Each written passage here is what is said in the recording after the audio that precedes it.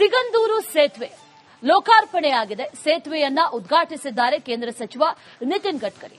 ಐತಿಹಾಸಿಕ ಕಾರ್ಯಕ್ರಮದಲ್ಲಿ ಸಾವಿರಾರು ಜನ ಭಾಗಿಯಾಗಿದ್ರು. ದೇಶದ 2ನೇ ಅತಿ ಉದ್ದದ ಕೇಬಲ್ ಸೇತುವೆ. ಅದೆಷ್ಟೋ ದಶಕಗಳ ಕಾಯುವಿಕೆ, ಮನವಿ ಎಲ್ಲದರ ನಂತರದಲ್ಲಿ ಈಗ ಫೈನಲಿ ಸೇತುವೆ ಉದ್ಘಾಟನೆಯಾಗಿದೆ. ಐತಿಹಾಸಿಕ ಕಾರ್ಯಕ್ರಮದಲ್ಲಿ ಸಾವಿರಾರು ಜನ ಭಾಗಿಯಾಗಿದ್ದಾರೆ. ದೇಶದ 2ನೇ ಅತಿ ಉದ್ದದ ಕೇಬಲ್ ಸೇತುವೆ ಉದ್ಘಾಟನೆಯಾಗಿದೆ. ಶರಾವತಿ ಹಿನ್ನೀರು ಭಾಗದ ಜನರಲ್ಲಿ ಹರ್ಷವೋ ಹರ್ಷ. ಒಂದು ರೀತಿಯಲ್ಲಿ ಹಬ್ಬದ ವಾತಾವರಣ. 473 ಕೋಟಿ ರೂಪಾಯಿ ವೆಚ್ಚದಲ್ಲಿ ನಿರ್ಮಾಣ ಆಗಿರುವಂತಹ ಸೇತುವೆ ಇದು ಲೋಕಾರ್ಪಣೆಯಾಗಿದೆ. 60 ವರ್ಷದ ಕನಸೇನಿದೆ ಅದು ನನಸಾಗಿದೆ. ಅಂಬಾರ್ಗೋಡ್ಲು ಕಳಸವಳ್ಳಿ ನಡುವೆ ಸಾಗುವಂತಹ ದಾರಿ ಇನ್ನು ಮುಂದೆ ಬಹಳ ಸುಗಮ. ಸೇತುವೆಯನ್ನು ಉದ್ಘಾಟಿಸಿದ್ದಾರೆ ಕೇಂದ್ರ ಸಚಿವ ನಿತಿನ್ ಗಡ್ಕರಿ.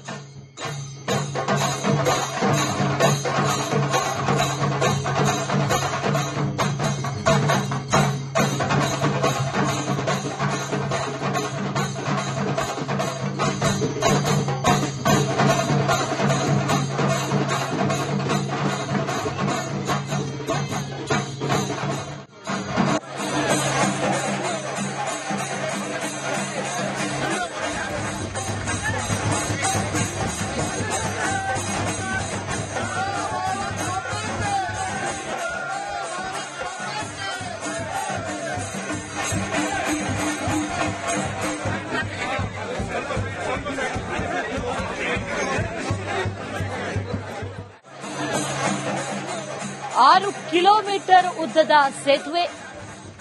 ಶರಾವತಿಯ ಹಿನ್ನೀರು ಭಾಗದ ಜನರಲ್ಲಿ ಬಹಳ ಖುಷಿಯ ವಾತಾವರಣ ಒಂದು ಕಡೆಯಲ್ಲಿ, ಮತ್ತೊಂದು ಕಡೆಯಲ್ಲಿ ಬಹಳ ವರ್ಷಗಳ ಕನಸು, 60 ವರ್ಷಗಳ ಕನಸು ನನಸಾದಂತಹ ಸಂಭ್ರಮದ ಕ್ಷಣ.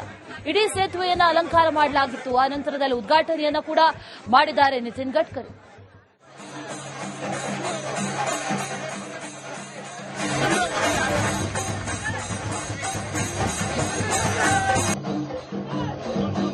$473 ಕೋಟಿ ರೂಪಾಯಿ ವೆಚ್ಚದಲ್ಲಿ ನಿರ್ಮಾಣ ಆಗಿರುವಂತಹ ಸೇತುವೆ. ಸಾವಿರಾರು ಜನ ಭಾಗಿಯಾಗಿದ್ದಾರೆ. ಎಕ್ಸ್ಕ್ಲೂಸಿವ್ ವಿಜುವಲ್ಸ್ ಅನ್ನ ಗಮನಿಸ್ತಾ ಇದ್ದೀವಿ. ಉದ್ಘಾಟನೆ ಆದಂತಹ ಆ ಕ್ಷಣಗಳನ್ನ ಗಮನಿಸ್ತಾ ಇದ್ದೀವಿ. ಸಿಗಂದೂರು ಸೇತುವೆ ಈಗ ಲೋಕಾರ್ಪಣೆಯಾಗಿದೆ. 2ನೇ ಅತಿ ಉದ್ದದ ಕೇಬಲ್ ಸೇತುವೆ. ಸೇತುವೆಯನ್ನ ಉದ್ಘಾಟಿಸಿದ್ದಾರೆ ಕೇಂದ್ರ ಸಚಿವರು. ಸಿಗಂದೂರು ಸೇತುವೆ ಈಗ ಲೋಕಾರ್ಪಣೆ ಆಗಿದೆ. ಜೊತೆಗೆ ಸಾವಿರಾರು ಜನ ಈ ಸಂಭ್ರಮದ ಕ್ಷಣದಲ್ಲಿ ಭಾಗಿಯಾಗಿದ್ದಾರೆ.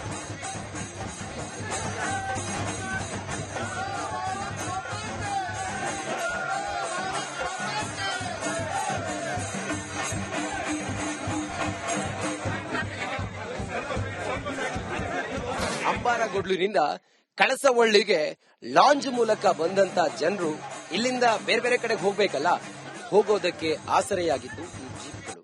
ಸುಮಾರು 60 ವರ್ಷಗಳಿಂದ ಇಲ್ಲಿ ಈ ಜೀಪ್ಗಳು ಅಂದ್ರೆ ಬೇರೆ ಬೇರೆ ಸಿಬ್ಬಂದಿಗಳಿದ್ರು. ಇಲ್ಲಿ ಜನರನ್ನ ಅವರವರ ಸ್ಥಳಗಳಿಗೆ ತಲುಪಿಸುವಂತ ಪ್ರಯತ್ನ ಮಾಡ್ತಾ ಇದ್ರು. ಯಾರೋ ಆಸ್ಪತ್ರೆಗೆ ಹೋಗೋರು ಈ ಲಾಂಚ್ ಅಲ್ಲಿ ಬಂದ್ರು ಕೂಡ ತಕ್ಷಣಕ್ಕೆ ಇವರಲ್ಲಿ ಸೇವೆ ರೀತಿಯಲ್ಲಿ ಮಾಡ್ತಾ ಇದ್ರು.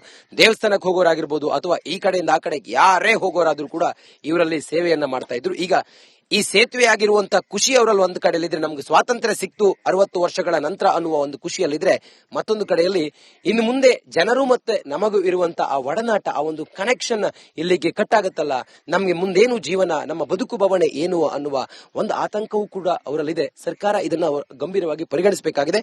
ನೋಡಿ, ಈ ಜೀಪ್ ಅನ್ನ ಓಡಿಸುವಂತ ಇಲ್ಲಿನ ಸಿಬ್ಬಂದಿ ನನ್ನ ಜೊತೆ ಇದ್ದಾರೆ, ಅವ್ರು ಮಾತಾಡ್ತೀನಿ. ತಮ್ಮ ಹೆಸರು ಸರ್? ಸರ್ ಮಹೇಶ್ ಅಂತೇಳಿ, ವಾಹನ ಮಾಲೀಕರು ಮತ್ತು ಚಾಲಕರ ಸಂಘದ ಅಧ್ಯಕ್ಷರು ನಾವು. ತಾವು ಎಷ್ಟು ವರ್ಷದಿಂದ ಇಲ್ಲಿ ಜೀಪ್ ಅನ್ನು ಓಡಿಸ್ತೀವಿ? 25ನೇ ವರ್ಷಕ್ಕೆ ಕಾಲಿಟ್ಟಿದ್ದೀನಿ. 25 ವರ್ಷಗಳ ಕಾಲದಿಂದ ಇಲ್ಲಿಂದ ನಾವು ಏನು ಭಕ್ತರು ಶರಾವತಿ ಸೇತುವೆ ಲಾಂಚ್ ಅಲ್ಲಿ ಬರ್ತಾ ಇದ್ರು, ಆ ಭಕ್ತರನ್ನ ಸಿಗಂದೂರಿಗೆ ಇದ್ ಮಾಡ್ಕೊಂಡು ಅದರಿಂದನೇ ನಾವು ಬದುಕು ಮತ್ತು ಜೀವನ. ಐತಿಹಾಸಿಕ ಸೇತುವೆ ಇವತ್ತು ಲೋಕಾರ್ಪಣೆ ಆಗ್ತಾ ಇದೆ. ನಿಮ್ಮೆಲ್ಲರ ಕನಸು, ನೀವು ಕೂಡ ಆ ಹಿನ್ನೀರಿನ ಸಂತ್ರಸ್ತರು ಕೂಡ. ಎಷ್ಟು ಖುಷಿ ಇದೆ ಸರ್? ಸರ್, ಸೇತುವೆ ಆಗಿರೋದು ನಮ್ಗೆ ತುಂಬಾ ಸಂತೋಷ ಇದೆ. 60 ವರ್ಷದಿಂದ ನಮ್ಮ ಬದುಕು ಕಗ್ಗತ್ತಲೆಯಲ್ಲಿತ್ತು. ಒಂದು ದ್ವೀಪದಲ್ಲಿದ್ವಿ. ನಮ್ಗೆ ಯಾವುದೇ ಮೂಲಭೂತ ಸೌಕರ್ಯ ಸಿಗ್ಲಿಲ್ಲ. ಇನ್ನಾದ್ರೂ ಸೇತುವೆ ಬಂದು ಈ ಸೇತುವೆ ಹೋರಾಟಕ್ಕೆ ನಾವು ಕೂಡ ಕೈ ಜೋಡಿಸಿದವರು. ದೂರ ಹಕ್ಕೊತ್ತಾಯಕ್ಕೆ ಶಿವಮೊಗ್ಗಕ್ಕೆ ಹೋದವರು ನಾವು ಹೋಗಿದ್ದೀವಿ. ಎಲ್ಲಾ ಜೀಪ್ನವರು ಕೂಡ ಸಾಗರಕ್ಕೆ ಪಾದಯಾತ್ರೆ ಮುಖಾಂತರ ಕಾಲ್ನಡಿಗೆಯಲ್ಲಿ ಹೋಗಿದ್ದೇವೆ. ಸೇತುವೆ ಆಗಿರೋದು ತುಂಬಾ ಸಂತೋಷ ಇದೆ. ಎಂತೆಂತ ಸಂದರ್ಭಗಳು ತಮ್ಮ ಕಣ್ಮುಂದೆ ಇದೆ ಸರ್? ಈ 25 ವರ್ಷದ ತಮ್ಮ ಈ ಒಂದು ವೃತ್ತಿ ಜೀವನದಲ್ಲಿ ಅಥವಾ ಜನರನ್ನ ತಲುಪಿಸುವಂತ ಕಾರ್ಯದಲ್ಲಿ ಎಂತೆಂತ ಪರಿಸ್ಥಿತಿಗಳು, ಎಂತೆಂತ ಸಂದರ್ಭಗಳನ್ನ ತಾವು ಎದುರಿಸಿದ್ದೀರಿ ಸರ್? ಲಾಂಚ್ ನಲ್ಲಿ ಬಂದಂತ ಭಕ್ತರು ತುಂಬಾ ಕೆಲವೊಮ್ಮೆ ಹಾರ್ಟ್ ಅಟ್ಯಾಕ್ ಆಗಿರೋದು, ನೀರಿನಲ್ಲಿ ಪಿಟ್ಸ್ ಬಂದಿರೋದು, ಇಂಥವ್ರನ್ನ ತತ್ಕ್ಷಣದಲ್ಲಿ ಅವಾಗ ಆಂಬುಲೆನ್ಸ್ ಏನು ಇರಲಿಲ್ಲ. ನಮ್ದೇ ಜೀಪ್ ಅಲ್ಲಿ ದೂರದ ಆಸ್ಪತ್ರೆಗೆಲ್ಲ ಸೇರಿಸಿ ಎಲ್ಲ ಇದ್ ಮಾಡಿದೀವಿ. ಕೆಲವರು ಆತ್ಮಹತ್ಯೆ ಮಾಡ್ಕೊಂಡ್ರು. ಎಷ್ಟೋ ಜೀವಗಳು ಈ ನೀರಿನಲ್ಲಿ ಮುಳುಗೋದು ಸ್ನಾನ ಮಾಡ್ಲಿಕ್ಕೆ ಹೋದಂತ ಸಂದರ್ಭದಲ್ಲಿ ನಾವು ನಮ್ಮ ಜೀವದ ಆಸೆಯನ್ನ ತೊರೆದು ನೀರಲ್ಲಿ ಹಾರಿ ಕೆಲವ್ರನ್ನ ರಕ್ಷಣೆ ಮಾಡಿದ್ವಿ. ಇನ್ನು ಕೆಲವರು ತೀರೋದ್ರು. ಅಂತವರ ಬಾಡಿಯನ್ನು ಕೂಡ ನಾವೆಲ್ಲರೂ ಸೇರಿ ಇದ್ ಮಾಡಿ ಎತ್ಕೊಟ್ಟಿದ್ದೀವಿ. ಆದ್ರೆ ನಮ್ಗೆ ಸರ್ಕಾರ ನಮ್ಮತ್ತ ಗಮನ ಹರಿಸಿ ಏನಾದ್ರೂ ನಮ್ಗೆ ಬದಲಿ ಒಂದು ವ್ಯವಸ್ಥೆಯನ್ನ ಮಾಡ್ಕೊಡ್ಬೇಕಂತೇಳಿ ಈ ಮೂಲಕ ಸರ್ಕಾರಕ್ಕೆ ಒತ್ತಾಯಿಸ್ತಾ ಇದ್ದೇನೆ ಸರ್. ನೋಡಿ, ಸುಮಾರು 25-30 ವರ್ಷ ಇಲ್ಲಿ ಕೆಲಸ ಅಂತ ಹೇಳಿದ್ರೆ ಹುಡುಗಾಟಿಕೆ ವಿಚಾರ ಅಲ್ಲ. ಅದು ಅವರ ಬದುಕು, ಅವರ ಜೀವನ, ಅವರೆಲ್ಲವೂ ಕೂಡ ಸರ್ವಸ್ವವನ್ನ ಇಲ್ಲಿ ತೆಗೆದಿದ್ದಾರೆ ಅವರು. ಈ ಸೇತುವೆ ಆಗಿರೋದು ನಾವು ಕತ್ತಲಿಂದ ಬೆಳಕಿಗೆ ಬಂದಿದ್ದೀವಿ. ಹಾಗೆ ನಮ್ಮ ಬದುಕು ಮುಂದೆ ಕತ್ತಲಾಗಬಾರ್ದು ಅನ್ನೋದು ಅವರೆಲ್ಲರ ವಿಚಾರ ಆಗಿದೆ. ಹಾಗಾಗಿ ಏನಾದ್ರೂ ಒಂದು ಬದಲಿ ವ್ಯವಸ್ಥೆ ನಮಗೆ ಮಾಡ್ಕೊಡಿ ಅನ್ನೋದನ್ನ ಅವರು ಕೇಳ್ತಾ ಇದ್ದಾರೆ. ಕ್ಯಾಮರಾ ಪರ್ಸನ್ ಶಿವ್ ಜೊತೆಗೆ ನಾನು ರಂಜಿತ್ ಶಿರಿಯಾರ್, ರಿಪಬ್ಲಿಕ್ ಕನ್ನಡದಿಂದ ಶಿವಮೊಗ್ಗದಲ್ಲಿ. ನಮಸ್ಕಾರ, ಜೈ ಹಿಂದ್. ಇನ್ನು ಇದೇ ವಿಚಾರಕ್ಕೆ ಸಂಬಂಧಪಟ್ಟಂತೆ ಮತ್ತಷ್ಟು ಡೀಟೇಲ್ಸ್ ಅನ್ನ ನೀಡ್ತಾರೆ ನಮ್ಮ ಪ್ರತಿನಿಧಿ ರಂಜಿತ್ ಶಿರಿಯಾರ್ ನೇರ ಸಂಪರ್ಕದಲ್ಲಿ ಜಾಯಿನ್ ಆಗ್ತಾ ಇದ್ದಾರೆ.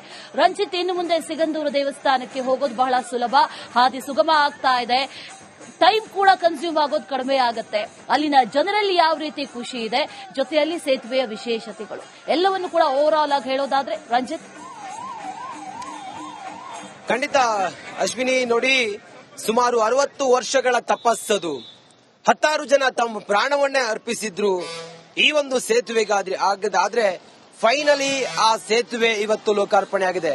19,000 ಜನರ ಬದುಕಿಗೆ ಭರವಸೆಯಾಗಿರುವಂತ ಸೇತುವೆ ಅದು ಲೋಕಾರ್ಪಣೆಯಾಗಿ ಈಗಷ್ಟೇ ನಿತಿನ್ ಗಡ್ಕರಿ ಮಾನ್ಯ ಕೇಂದ್ರ ಮಂತ್ರಿಗಳು ಇದೇ ಸಾಗರದ ನೆಹರು ಮೈದಾನದ ಒಳಗಡೆ ಸಮಾವೇಶದಲ್ಲಿ ಮಾತಾಡ್ತಿದ್ದಾರೆ. ನೆಟ್ವರ್ಕ್ ಕಾರಣದಿಂದಾಗಿ ನಾವು ಗೇಟ್ ನ ಬಳಿ ಬಂದು ಇಲ್ಲಿ ವಿವರಿಸ್ತಾ ಇದ್ದೀವಿ ನಿಮ್ಗೆ. ಸುಮಾರೊಂದು ಹೆಚ್ಚು ಕಮ್ಮಿ ಅಂತ ಹೇಳಿದ್ರೆ ಒಂದು 5-6 ಸಾವಿರ ಜನ ಒಳಗಡೆ ಇದ್ದಾರೆ. ಮಳೆ ಬರ್ತಾ ಇದೆ, ಚುಮ್ಮು ಮಳೆ ಇದ್ರೂ ಕೂಡ ಕಾರ್ಯಕ್ರಮಕ್ಕೆ ಹರಿದು ಬಂದಿರುವಂತ ಜನ, ಬೇರೆ ಬೇರೆ ಕಡೆಗಳಿಂದ ಬಂದಿರುವಂತ ಜನ ಒಂದು ಕಡೆಯಲ್ಲ. ಆದ್ರೆ ನೀವು ಹೇಳಿದ್ರಿ ಸೇತುವೆ ವಿಶೇಷತೆ ಏನು ಅಂತ ಕೇಳಿದ್ರಿ. 2.44 ಕಿಲೋಮೀಟರ್ ಉದ್ದವಿರುವಂತ ಈ ಸೇತುವೆ ಸಾಗರ ಮತ್ತು ಹೊಸನಗರಕ್ಕೆ ಸಂಪರ್ಕವನ್ನ ಕಲ್ಪಿಸುವಂತ ಸೇತುವೆ. ಇಲ್ಲಿಯವರೆಗೂ ಕೂಡ ಈ ಭಾಗದ ಜನ ಇದಲ್ಲ, ಸುಮಾರು 170 ಹಳ್ಳಿಗಳು 2 ಅಣೆಕಟ್ಟುಗಳನ್ನ ನಿರ್ಮಾಣ ಮಾಡಿ ಆದ ನಂತರ ಅವರೆಲ್ಲರೂ ಕೂಡ ನೀರಲ್ಲಿ ಮುಳುಗೋಗಿದ್ರು. ಅವರ ಬದುಕು ಕೂಡ ಮುಳುಗಡೆ ಆಗಿತ್ತು. ಎಷ್ಟೋ ಹೆರಿಗೆಗಳು ತ್ವರಿತವಾಗಿ ಆಸ್ಪತ್ರೆಗೆ ತೆಗೆದುಕೊಂಡು ಹೋಗ್ಲಿಕ್ಕಾಗದೆ ಬಾಣಂತಿಯರು ಸತ್ತಂತ ಉದಾಹರಣೆಗಳಿತ್ತು. ಎಷ್ಟೋ ಹಾವು ಕಚ್ಚಿದಂತ ಪ್ರಕರಣಗಳಲ್ಲಿ ಸರಿಯಾದ ಚಿಕಿತ್ಸೆ ಸಿಗದೆ ಮೃತಪಟ್ಟಂತ ಪ್ರಕರಣಗಳಿತ್ತು. ಎಷ್ಟೋ ಅಪಘಾತಗಳಾಗಿ ಅವ್ರನ್ನ ಆಸ್ಪತ್ರೆಗೆ ದಾಖಲು ಮಾಡ್ಲಿಕ್ಕಾಗದೆ ಮೃತಪಟ್ಟಂತ ಪ್ರಕರಣಗಳು. ಇಂಥ ಸಾವಿರಾರು ಉದಾಹರಣೆಗಳನ್ನು ಕೊಡ್ಲಿಕ್ಕೆ ನಾವು ಇಲ್ಲಿದ್ದೀವಿ. ಇಂಥ ಒಂದು ಸಂದಿಗ್ಧ ಸ್ಥಿತಿಯಲ್ಲಿ ಆ ಸೇತುವೆಯ ನಿರ್ಮಾಣಕ್ಕೆ ಟೊಂಕ ಕಟ್ಟಿ ನಿಂತಂತ ಯಡಿಯೂರಪ್ಪ ಸೇರಿದಂತೆ ಒಂದಿಷ್ಟು ನಾಯಕರಿದ್ದಾರಲ್ಲ, ಇವತ್ತದನ್ನ ಮಾಡಿ ತೋರಿಸಿದ್ದಾರೆ. ಅವರ ಸಾರ್ಥಕತೆ ಇವತ್ತು ಅದಕ್ಕೆ ಸಾಕ್ಷಿ ಆಗ್ತಾ ಇದೆ. ಇಷ್ಟು ದಿನಗಳ ಕಾಲ ಲಾಂಜ್ಗಳು ಅಲ್ಲಿ ಜನರನ್ನ ಕರ್ಕೊಂಡು ಹೋಗುದು ಕರ್ಕೊಂಡು ಬರೋದು ಮಾಡ್ತಾ ಇತ್ತು. ಆದ್ರೆ ಇವತ್ತಿನಿಂದ ಲಾಂಜ್ಗಳು ಬಂದಾಗತ್ತೆ. ಇದೇ ಸೇತುವೆ ಮೇಲೆ ಜನರು ಓಡಾಟವನ್ನ ಮಾಡ್ತಾರೆ. ಎಷ್ಟೋ ವರ್ಷಗಳ ಹೋರಾಟ ಇದು. ಇದಕ್ಕಾಗಿ ಬೆವರು ಸುರಿಸಿದಂತ ಒಬ್ಬರಿಬ್ಬರಲ್ಲ, ಅವರೆಲ್ಲರೂ ಕೂಡ ಇವತ್ತಿನ ಈ ಒಂದು ಸಾರ್ಥಕ ಸಮಾವೇಶದಲ್ಲಿ ಭಾಗಿಯಾಗಿದ್ರು. ನಿತಿನ್ ಗಡ್ಕರಿ ಅವರು ಬರ್ತಾರೆ. ಬಂದಾದ ನಂತರ ಅಲ್ಲಿ ಏನು ಶರಾವತಿಯ ಆ ಪುಣ್ಯವಾದಂತ ಜೀವಜಲಕ್ಕೆ ಅಲ್ಲಿ ಬಾಗಿನವನ್ನ ಅರ್ಪಿಸಿ ಟೇಪ್ ಕಟ್ ಮಾಡಿ ಆ ನಂತರ ಸಿಗಂದೂರು ದೇವಸ್ಥಾನಕ್ಕೆ ಹೋಗಿ ದೇವಸ್ಥಾನದಿಂದ ಈಗ ಬಂದಿರೋದು ಈ ನೆಹರು ಮೈದಾನಕ್ಕೆ. ಯಾಕಂತ ಹೇಳಿದ್ರೆ ಆ ಸೇತುವೆ ಇರುವಂತ ಆ ಜಾಗ ಇತ್ತಲ್ಲ, ಕಳಸ ಆ ಹಳ್ಳಿ, ಅಲ್ಲಿ ಯಾವುದೇ ಈ ರೀತಿಯ ಸಮಾವೇಶಕ್ಕೆ ಜಾಗ ಇಲ್ಲದೆ ಇರೋದ್ರಿಂದಾಗಿ ಇಲ್ಲಿ ನೆಹರು ಮೈದಾನದಲ್ಲಿ ವ್ಯವಸ್ಥೆಯನ್ನು ಮಾಡಿದ್ದಾರೆ. ಜನ ನೋಡ್ತಾ ಇದ್ರಲ್ಲ, ಇಷ್ಟು ಮಳೆ ಬಂದ್ರು ಕೂಡ ಜನ ಹೋಗೋರು ಬರೋರು ಎಲ್ಲರೂ ಕೂಡ ಸಮಾವೇಶಕ್ಕೆ ಬಂದಿರುವಂತ ಜನ, ಇವರೆಲ್ಲರೂ ಕೂಡ ಅವ್ರನ್ನು ಮಾತಾಡಿಸುವಂತ ಪ್ರಯತ್ನ ನಾನೀಗ ಮಾಡ್ತೀನಿ. ಬಿಗಿ ಬಂದೋಬಸ್ತಿದೆ, ಕೇಂದ್ರ ಮಂತ್ರಿಗಳು ಬಂದಿರೋದ್ರಿಂದಾಗಿ ಬಿಗಿ ಬಂದೋಬಸ್ತಿದೆ, ಲೇಡೀಸ್ ಎಲ್ಲ ಇದ್ದಾರೆ, ಅವ್ರು ಮಾತಾಡಿಸುವಂತ ಪ್ರಯತ್ನ ಮಾಡ್ತೀನಿ ನಾನು. ಇದೊಂದು ಸೇತುವೆ ಉದ್ಘಾಟನೆ ಇದೆಯಲ್ಲ, ಅವರೆಲ್ಲರಲ್ಲೂ ಕೂಡ ಮಂದಹಾಸವನ್ನ ಮೂಡಿಸಿದೆ. ಅಮ್ಮ, ಸೇತುವೆ ಉದ್ಘಾಟನೆ ಆಗಿದೆ, ನಮ್ಮೆಲ್ಲರ ಬದುಕು ಇನ್ನು ಹೇಗೆ ಬದಲಾಗುತ್ತೆ? ಸಿಗಂದೂರು ಚೌಡೇಶ್ವರಿ ತಾಯಿ ಎಲ್ಲರಿಗೂ ಬೇಕಾದಂತಹ ಆದಿಶಕ್ತಿ. ಪ್ರತಿಯೊಂದು ಹೆಣ್ಮಕ್ಳಿಗಾಗಿರ್ಬೋದು, ಪ್ರತಿಯೊಂದು ಭಕ್ತಾದಿಗಳಿಗಾಗಿರ್ಬೋದು, ಸಿಗಂದೂರಿಗೆ ಹೋಗ್ಬೇಕಂದ್ರೆ ಇಷ್ಟು ಸಮಯದಿಂದ ಇಷ್ಟು ಸಮಯ ಮಾತ್ರ ಅನ್ನೋ ಸೀಮಿತ ಇತ್ತು. ಅದನ್ನ ಕೇಂದ್ರ ಸರ್ಕಾರ ಮನವರಿಕೆ ಮಾಡಿಕೊಂಡು ಪ್ರತಿ ಸಮಯದಲ್ಲೂ ಸಿಗಂದೂರಿಗೆ ಓಡಾಡಬಹುದು ಅನ್ನೋದು ಭಕ್ತಾದಿಗಳಿಗೆ. ಭಕ್ತರಿಗಿಂತ ಹೆಚ್ಚಾಗಿ ಅಲ್ಲಿನ ಜನರ ಬದುಕು ಎಷ್ಟು ಬವಣೆಗೆ ಸಿಲುಕಿತ್ತು ಅಂತ. ಅಲ್ಲಿನ ಜನರು ಬದುಕು ಅಂದ್ರೆ ಏನೋ ಒಂದು ಪ್ರಾಬ್ಲಮ್ ಆಯ್ತು ನೈಟ್ ಟೈಮ್ ಅಂದ್ರೆ ತುಂಬಾ ಸುತ್ಕೊಂಡ್ ಬರ್ಬೇಕಿತ್ತು. ಲಾಂಚು ನೈಟ್ ಅಲ್ಲಿ ಲಾಂಚ್ ಇಲ್ಲ ಅನ್ನೋ ಒಂದು ಉದ್ದೇಶ. ಯಾರಿಗೆ ಕೃತಜ್ಞತೆ ಹೇಳ್ತೀರಿ ಈ ಸಮಯದಲ್ಲಿ? ಇಡೀ ಸರ್ಕಾರಕ್ಕೆ ನಾವು ಕೃತಜ್ಞತೆ ಹೇಳ್ತೀವಿ, ಕೇಂದ್ರ ಸರ್ಕಾರಕ್ಕೆ ಕೃತಜ್ಞತೆ ಹೇಳ್ತೀವಿ. ಮುಖ್ಯಮಂತ್ರಿಗಳು ಹೇಳ್ತಾರೆ ನಮ್ಮನ್ನು ಕರೀಲಿಲ್ಲ ಅಂತ ಹೇಳಿ ಅಲ್ಲ, ಇಂಥ ಸಮಯದಲ್ಲಿ ಇಂಥ ಒಂದು ಸಾರ್ಥಕ ಗಳಿಗೆಯಲ್ಲಿ ಇಂಥ ಮಾತಾಡೋದಲ್ಲ ಸರಿನಾ? ತಪ್ಪು.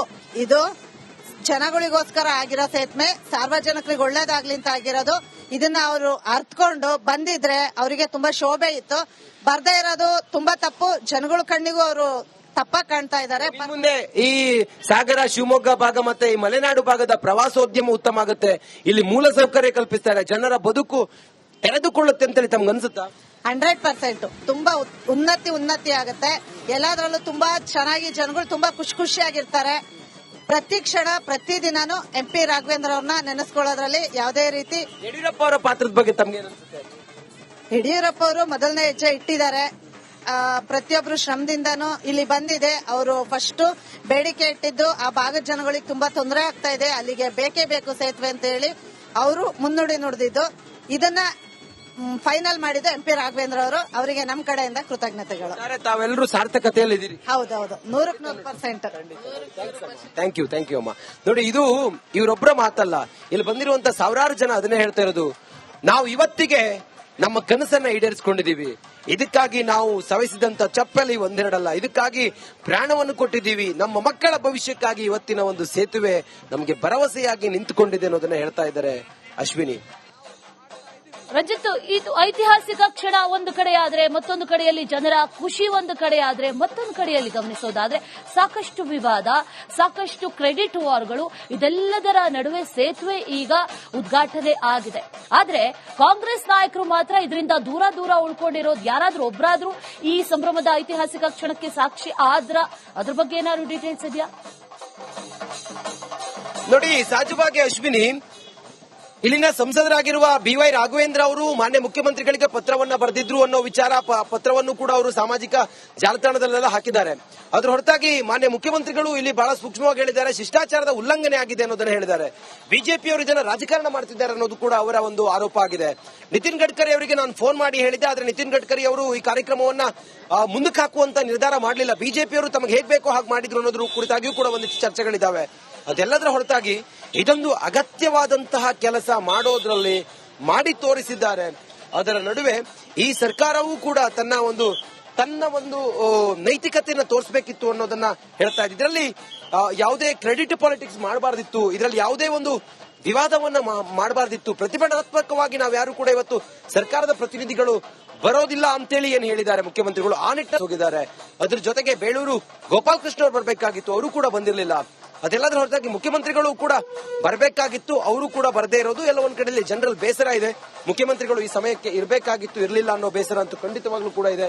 ಒಟ್ಟಾರೆ ನಾವು ಗಮನಿಸ್ತಾ ಹೋದ್ರೆ ಇದೊಂದು ಗಳಿಗೆ, ಅಮೃತ ಗಳಿಗೆ, ಇದೊಂದು ಸಮಯ, ಐತಿಹಾಸಿಕ ಸಮಯ, ಇದೊಂದು ಸೇತುವೆ ನಮ್ಮೆಲ್ಲರ ಬದುಕನ್ನ ಬದಲಿಸುವಂತ ಸೇತುವೆ ಅನ್ನೋದು ಜನರ ಅಭಿಪ್ರಾಯ ಆಗಿದೆ. ಇನ್ನು ಮುಂದಿನ ಹಂತದಲ್ಲಿ ಇದು ಯಾವ ರೀತಿ ರಾಜಕೀಯ ತಿರುವನ್ನ ಪಡೆದುಕೊಳ್ಳುತ್ತೆ ಅನ್ನೋದನ್ನ ಕಾದು ನೋಡಬೇಕಾಗಿದೆ Ashwini. Okay Ranjith, thank you ಡೀಟೇಲ್ಸ್ಗೆ.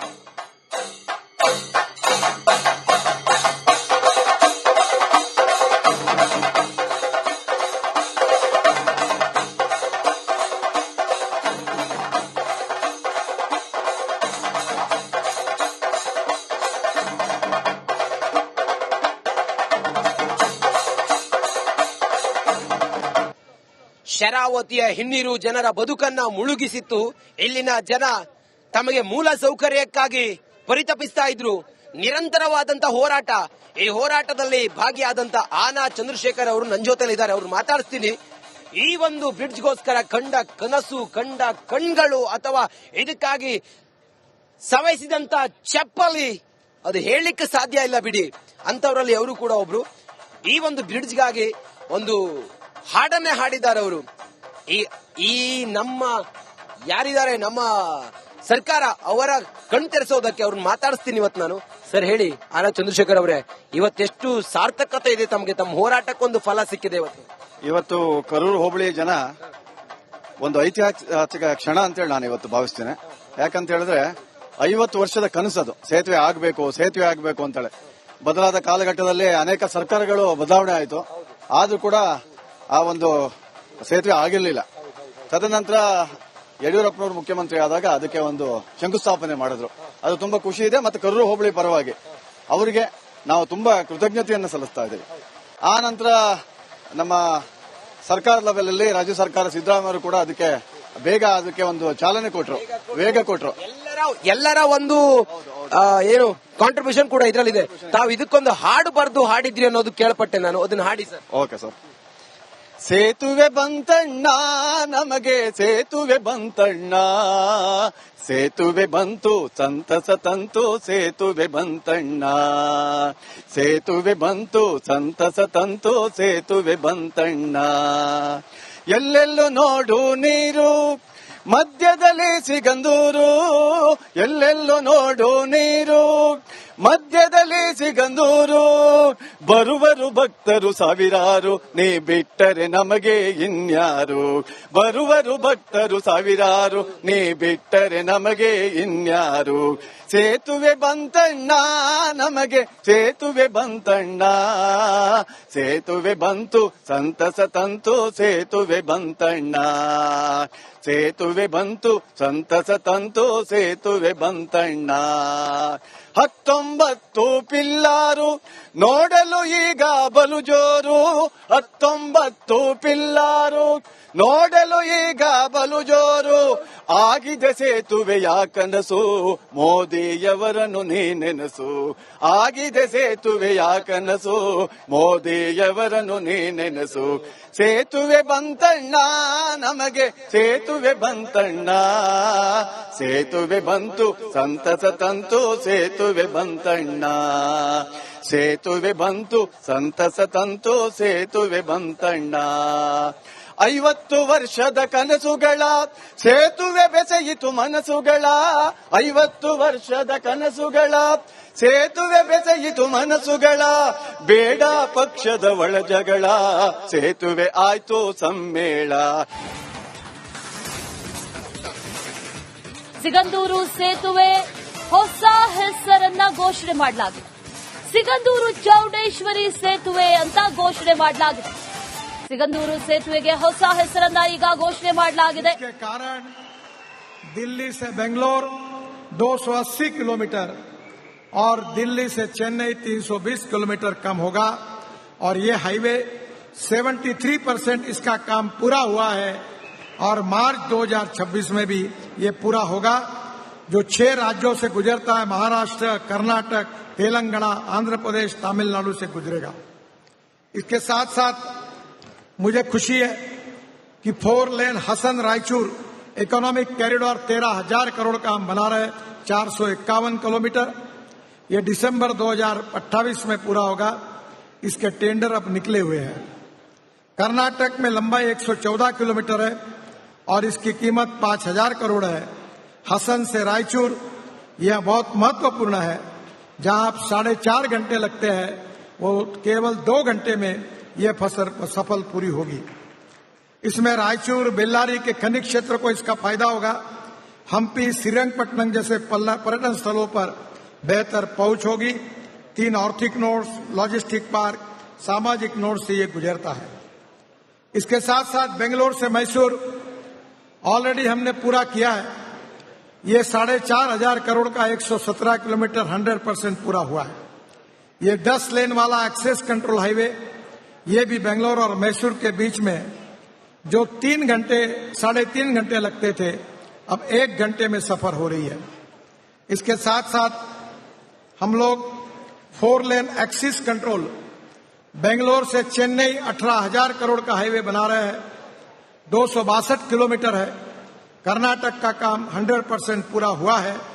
आने वाले 6 महीने में हम इस हाईवे का भी इनॉग्रेशन करेंगे तो बेंगलोर से चेन्नई केवल 2 घंटे में आप जा सकेंगे. बंगलोर में ट्रैफिक जाम की बहुत समस्या है और इसलिए बंगलोर का रिंग रोड हम बना रहे हैं 15,000 करोड़ का. इसमें से 40% काम पूरा हुआ है और बाकी की काम प्रोग्रेस में है. और जल्दी पूरा होने से बंगलोर के ट्रैफिक जाम को काफी राहत मिलेगी। बहनों और भाइयों, इसके साथ साथ जो महत्वपूर्ण ऑनगोइंग प्रोजेक्ट चल रहे हैं वो तुमकुरू से शिवमोगा, ये 6,500 करोड़ का 215 किलोमीटर रास्ता है। ये 90% पूरा हुआ है। ये दिसंबर 2025 में पूरा होगा। तुमकुरू, हसन, चिकमगलूर और शिवमोगा, यहां से ये गुजरेगा और बंगलोर से शिवमोगा यात्रा का समय 7 घंटे है, वो केवल 3.5 घंटे में होगा। इसका मैं आपको विश्वास देना चाहता हूं। बेलगांव से संकेश्वर से महाराष्ट्र कर्नाटक सीमा तक 6 लेन 3,000 करोड़ का रोड है, 77% पूरा हुआ है। ये अक्टूबर 2026 में पूरा होगा। ये मौजूदा बेंगलोर पुणे सड़क का हिस्सा है।